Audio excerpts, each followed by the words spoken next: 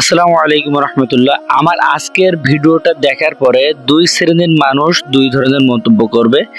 এক হলো আমার ফ্যামিলির মানুষজন বা আমার রিলেটিভ আত্মীয় স্বজন যদি দেখে তাহলে মনে করবে এই দেখছে রে কাম সারছে, ছেলেটারে বিয়ে দিয়ে বউয়ের একবারে গোলাম হয়ে গেছে, দেখো বউয়ের হাতে কাজ করতেছে, বউ বসে বসে ভিডিও করতেছে আর সে হলো কাঠ গোছাচ্ছে। কিন্তু আসলে পিছনের কাহিনীটা কিন্তু কেউ জানবে না। এই কাঠগুলো কিন্তু তার বই সবগুলো সকাল থেকে সারাদিন পরিশ্রম করে কাটছে।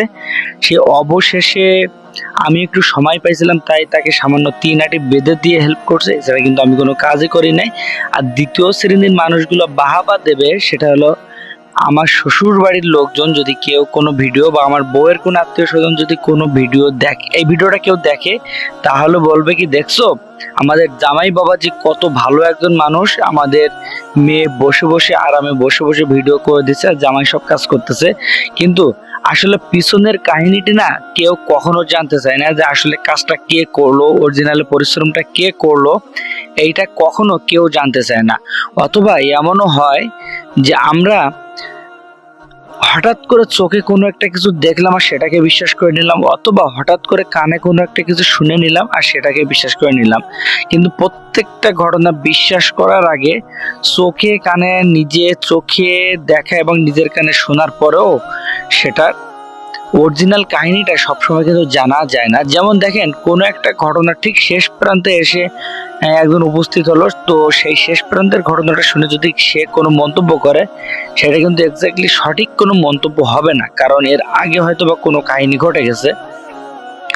যেমন হতে পারে যে চুরি করছে একজন আর সেখানে বিচারক উদাহরণ দিচ্ছে আরেকজনকে, তো সে বিচারের শেষ পর্যায়ে যে মানুষটা পৌঁছালো সে ওই উদাহরণ দেওয়া ব্যক্তিকে দেখে মনে করলো এই মনে হয় চোর, কিন্তু আসলে কিন্তু সে চোর ছিল না।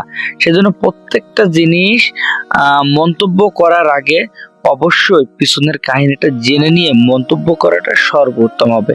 কিন্তু আমরা কি করি, আমরা কখনো ভাবারও চেষ্টা করি না, জানারও চেষ্টা করি না। আর আমাদের মাইন্ডগুলো কেমন ভাবে সেট জানেন, আমাদের মাইন্ডগুলো অনেকটা পারিবারিক কেন্দ্রিক।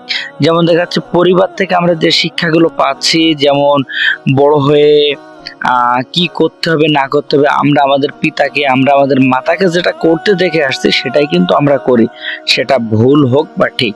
আমার আজকের ভিডিওতে সবাই হয়তো বা কমেন্ট করবে না, কমেন্ট করে না, কারণ আমার এলাকার এবং আমার রিলেটিভ যারা আমার ভিডিওগুলো দেখে তাদের কমেন্ট করার মতো সাহস কিন্তু নাই।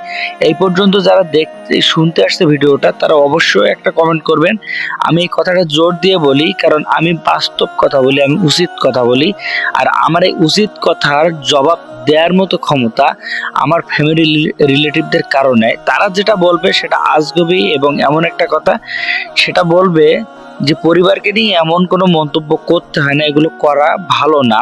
কিন্তু তারা কখনো যুক্তি দিয়ে খণ্ডাতে পারবে না আমাকে, কারণ ইসলাম এটা বলছে যে সবাইকে সম্মান দিয়ে কথা বলো, সবাইকে রেসপেক্ট দিয়ে কথা বলো। এটা শুধু আমার জন্য আপনার জন্য না, এটা সবার জন্য। কিন্তু আপনাকে যদি রেসপেক্ট দিয়ে কথা বলতে হয় তাহলে অপর প্রান্তের যে মানুষটা সেও কিন্তু একটু রেসপেক্ট বা ভালোবাসা পায়। সবাই ভালো থাকবেন, সুস্থ থাকবেন, আল্লাহ হাফেজ। জ্বললে